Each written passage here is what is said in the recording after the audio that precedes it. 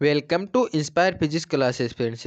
यदि दोस्तों आप 2021 में होने वाली नेवी एंड एयर फोर्स की एग्ज़ाम की तैयारी कर रहे हैं तो आज की इस वीडियो को आप पूरा ज़रूर देखें, क्योंकि दोस्तों इस वीडियो में जितने भी क्वेश्चन लिए गए हैं वो सभी सिलेक्टेड क्वेश्चन हैं जो बार बार प्रीवियस एग्जामों में पूछे गए हैं।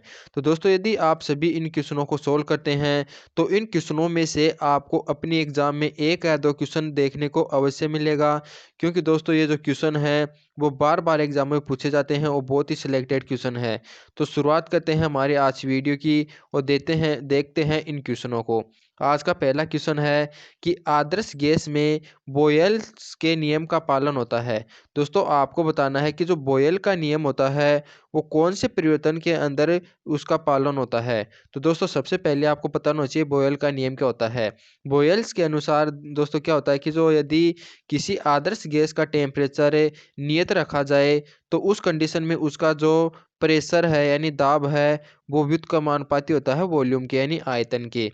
तो ये हमारा होता है बोयल का नियम है। और दोस्तों हम जानते हैं जो हमारा समतापीय प्रक्रम होता है उसके अंदर भी टेम्परेचर नियत रहता है, यानी हमारा जो ताप होता है वो अपरिवर्तित रहता है। तो इस प्रकार से जो बोयल का नियम का पालन होगा वो होता है समतापीय प्रक्रम में। तो इस क्वेश्चन का राइट आंसर हो जाएगा ऑप्शन नंबर बी वाला, क्योंकि दोस्तों समतापीय प्रकरण के अंदर ताप नियत रहता है तो इसके अंदर इस कंडीशन में जो पी होता है वो व्युत्क्रमानुपाती होता है वी के। तो समतापीय प्रक्रिया में किसका पालन होता है, बोयल का नियम का। अब आपका नेक्स्ट क्वेश्चन है। इस क्वेश्चन में आपको पूछा गया है कि क्रांतिक ताप पर द्रव्य का पृष्ठ तनाव होता है शून्य, अनंत, शून्य और अनंत के मध्य या ज्ञात नहीं किया जा सकता। यानी दोस्तों याद रखना, जो हमारा अब्सोल्यूट जीरो टेम्परेचर होता है उस पर जो हमारा सरफेस टेंशन होता है उसका मान होता है शून्य। तो इसका राइट आंसर हो जाएगा ऑप्शन नंबर ए वाला, यानी कि क्रांतिक ताप पर जो द्रव्य का पृष्ठ तनाव होता है वो होता है जीरो। अब हमारा नेक्स्ट क्वेश्चन तीसरा, इसके अंदर क्या पूछा गया है कि प्रत्येक वास्तविक गैस आदर्श गैस के समान व्यवहार करती है उच्च अल्प दाब एवं उच्च ताप पर, अल्प दाब एवं उच्च दाब एवं अल्प ताप पर, या सामान्य दाब एवं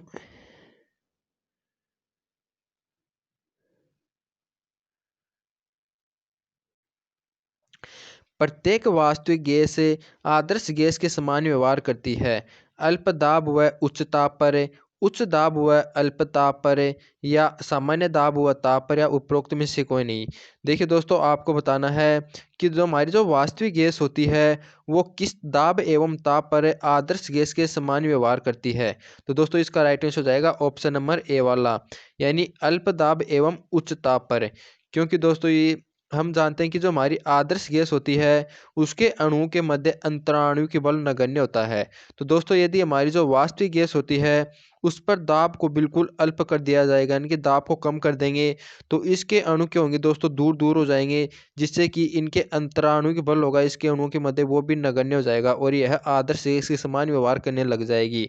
तो दोस्तों याद रखना, जो वास्तविक गैस होती है वो अल्प दाब एवं उच्च ताप पर आदर्श गैस के समान व्यवहार करती है। तो इस कारण इसका राइट आंसर हो जाएगा ऑप्शन नंबर ए वाला।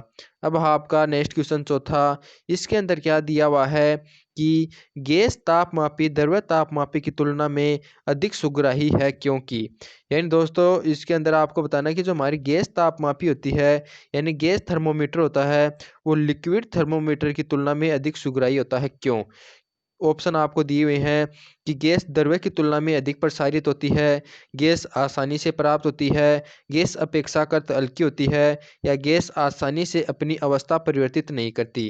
दोस्तों इसका जो राइट आंसर हो जाएगा वो हो जाएगा ऑप्शन नंबर ए वाला, क्योंकि दोस्तों गैस होती है उसका जो प्रसार गुणांक होता है वो लेमडा वो बहुत ही कम होता है, क्योंकि दोस्तों इसको थोड़ा सा टेम्परेचर देने पर ही यानी बहुत कम टेम्परेचर पर ही इसमें प्रसार हो जाता है।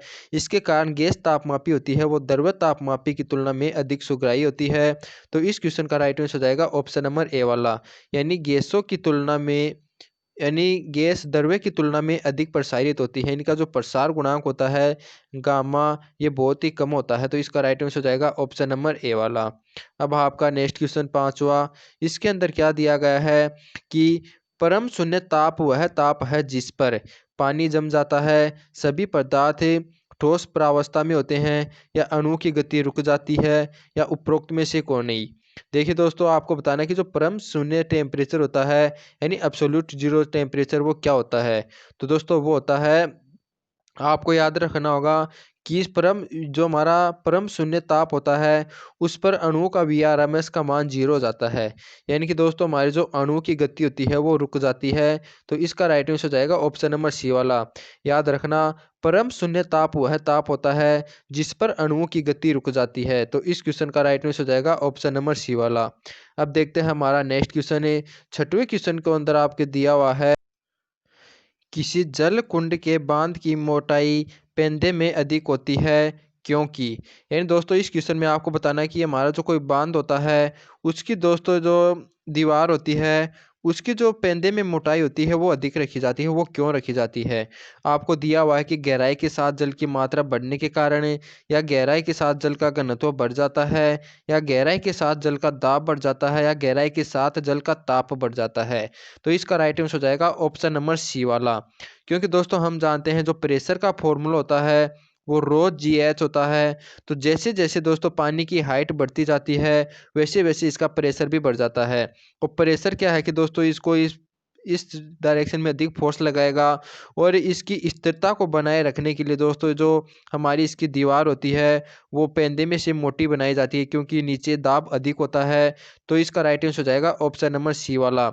यानी गहराई के साथ जल का दाब भी बढ़ता जाता है। तो इसका राइट आंसर हो जाएगा ऑप्शन नंबर सी। अब आपके लिए सेवंथ क्वेश्चन है।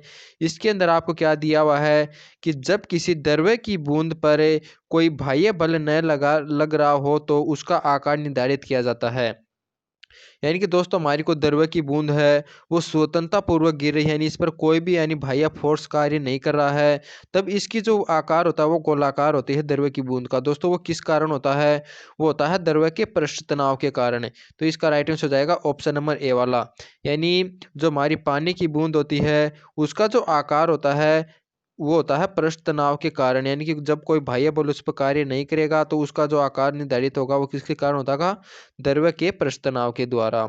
अब आपके लिए आठवां क्वेश्चन है। इसके अंदर क्या बताया गया है कि समुद्र में उठने वाले ज्वार का कारण क्या है। यानी कि दोस्तों हमारे जो समुद्र होते हैं वो क्या होता है कि दोस्तों उसका पानी अचानक से यानी कि ऊपर उठता है फिर नीचे आता है, फिर उसका पानी ऊपर उठता है फिर नीचे आ जाता है। इस घटना को बोलते हैं ज्वार। तो दोस्तों इसका कारण क्या होता है, आपको बताना। ऑप्शन दिए हुए हैं, चंद्रमा का पृथ्वी पर लगने वाला गुरुत्वाकर्षण बल है, या सूर्य या पृथ्वी पर लगने वाला गुरुत्वाकर्षण बल है, या शुक्र का पृथ्वी पर लगने वाला गुरुत्वाकर्षण बल है, या पृथ्वी के स्वयं के वायुमंडल के प्रभाव के कारण है। तो दोस्तों इसका राइट आंसर हो जाएगा ऑप्शन नंबर ए वाला। क्योंकि दोस्तों हम जानते हैं चंद्रमा जो है वो पृथ्वी की परिक्रमा करता है, और इनके मध्य दोस्तों जो गुरुत्वाकर्षण बल होता है, इसके कारण क्या होता है कि समुद्र का पानी क्या होता है कि चंद्रमा के गुरुत्वाकर्षण के कारण ऊपर उठता है, और इसके कारण हमारी जो ज्वार की घटना है वो उत्पन्न हो जाती है। तो इसका राइट आंसर हो जाएगा ऑप्शन नंबर ए वाला, चंद्रमा का पृथ्वी पर लगने वाला गुरुत्वाकर्षण बल, इसी के कारण समुद्र के अंदर जो ज्वार का कारण बनता है। तो अब आपका नेक्स्ट क्वेश्चन है, नौवां क्वेश्चन है। इसमें आपको क्या पूछा गया है कि लिफ्ट में रखी हुई स्प्रिंग तुला में से एक द्रव्यमान को लटकाया गया है, लिफ्ट ऊपर की ओर उठती है तो स्प्रिंग तुला का पाठांक। यानी कि दोस्तों आपको बताना है कि एक लिफ्ट है, इसके अंदर दोस्तों एक स्प्रिंग तुला रखा हुआ है। तो दोस्तों आपको बताना है कि जो स्प्रिंग तुला का पाठ्यांक होगा वो यदि लिफ्ट ऊपर जाती है तो किस प्रकार से चेंज होगा, बढ़ता है घटता है, कोई परिवर्तन नहीं होता है, या परिवर्तन वेग पर डिपेंड करेगा। दोस्तों इसका राइट आंसर हो जाएगा ऑप्शन नंबर डी वाला। क्योंकि दोस्तों यदि लिफ्ट ऊपर उठ रही है तो इस तुल्य का जो यानी दोस्तों या इसके अंदर जो तुल्ला रखा हुआ है स्प्रिंग तुल्ला, इसका जो पाठ्यांक होगा वो वेग पर डिपेंड करेगा। क्योंकि दोस्तों यदि वेग के मान में लगातार परिवर्तन होता रहेगा, यानी दोस्तों ऊपर यह है किसी एसिलरेशन से गति करेगी, तो इसके पर जो तो टोटल त्वरण हो जाएगा वो जी प्लस ए हो जाएगा, और उस तुल्य का पाठ्यांक बढ़ जाएगा।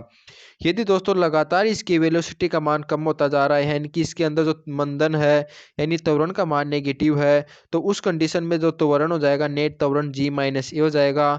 तो इसका जो पाठ्यांक होगा वो घट जाएगा। यदि दोस्तों यह समान त्वरण से ऊपर उठ रही है तो उस कंडीशन में वह अपरिवर्तित रहेगा। यानी कि दोस्तों हमारा जो स्प्रिंग तुल्य का जो पाठ्यांक है वो किस पर डिपेंड कर रहा है, वेग पर निर्भर करता है। तो इस क्वेश्चन का राइट आंसर हो जाएगा ऑप्शन नंबर डी वाला, यानी जो हमारा लिफ्ट है यदि वह कांस्टेंट वेलोसिटी से ऊपर उठ रहा है तो उसमें परिवर्तन नहीं होगा, यदि वह किसी त्वरण से ऊपर जा रहा है तो बढ़ जाएगा, यदि वह किसी मंदन से ऊपर जा रहा है तो उसका जो पाठ्यांक है वो घट जाएगा। तो इस क्वेश्चन का राइट आंसर हो जाएगा ऑप्शन नंबर डी वाला, यानी जो परिवर्तन होता है वो किस पर डिपेंड करेगा, वेग पर। अब आपका 10वां क्वेश्चन है। 10th क्वेश्चन में आपको क्या दिया हुआ है कि एक सेकंड लोलक के रॉकेट में रखा हुआ है तो इसके दोलन का आवर्तकाल घटता जाएगा यदि। इन दोस्तों एक रॉकेट है, उसके अंदर कोई सेकंड लोलक रखा हुआ है तो इसका जो आवर्तकाल है दोस्तों वो घट रहा है, वह किस कंडीशन में घटेगा। देखिए दोस्तों, हम जानते हैं जो आवर्तकाल का फॉर्मूला होता है वो 1 में पाई और कोष्टक में √L/g होता है। तो दोस्तों यहाँ से अपन देखते हैं कि जो आवर्तकाल होता है वो √g के व्युत्क्रमानुपाती होता है। तो इसके कारण दोस्तों यदि आवर्तकाल का मान घट रहा है तो g का मान बढ़ना चाहिए। और दोस्तों g का मान कब बढ़ेगा, जब रॉकेट किसी त्वरण से ऊपर उठ रही है। तो इसका राइट आंसर हो जाएगा ऑप्शन नंबर डी वाला, यानी एक समान त्वरण से ऊपर जा रहा है। यानी कि दोस्तों जो रॉकेट होगा यदि वह एक समान त्वरण से ऊपर जा रहा है तो उस पर नेट त्वरण हो जाएगा वो g+a हो जाएगा, यानी त्वरण का मान बढ़ जाएगा। यदि त्वरण का मान बढ़ेगा तो हमारा आवर्तकाल का मान घट जाएगा। तो इस क्वेश्चन का राइट आंसर हो जाएगा ऑप्शन नंबर डी वाला। अब आपके लिए 11 क्वेश्चन है, यानी 11वें क्वेश्चन में आपको क्या दिया हुआ है, एक कण नियत कोणीय वेग से वर्तीय पथ पर गति कर रहा है तो गति के दौरान। इन दोस्तों इस क्वेश्चन में आपको क्या बताना है कि कोई एक कण है वो एक समान कोणीय वेग से वर्तीय पथ पर गति कर रहा है तो उसकी ऊर्जा संरक्षित रहेगी या संवेग संरक्षित रहेगा या दोनों संरक्षित रहेंगे या इनमें से कोई नहीं। देखिए दोस्तों, कोणीय वेग समान दिया हुआ है, यानी कि यह समान चाल से इस पर गति कर रहा है, यानी कि स्पीड है दोस्तों वो हमेशा कांस्टेंट है। लेकिन दोस्तों हम देखते हैं कि यदि कण यहाँ पर होता है तो इसकी वेग की डायरेक्शन इधर होती है, यदि कण यहाँ पर है तो वेग की डायरेक्शन इधर है। यानी कि दोस्तों जो वेलोसिटी का मान होता है वो रेगुलर चेंज हो रहा है। तो दोस्तों हम जानते हैं जो संवेग होता है वो p = mv होता है। तो वेलोसिटी के मान में चेंज होने के कारण इसका संवेग का मान भी परिवर्तित होगा, यह संरक्षित नहीं रहेगा।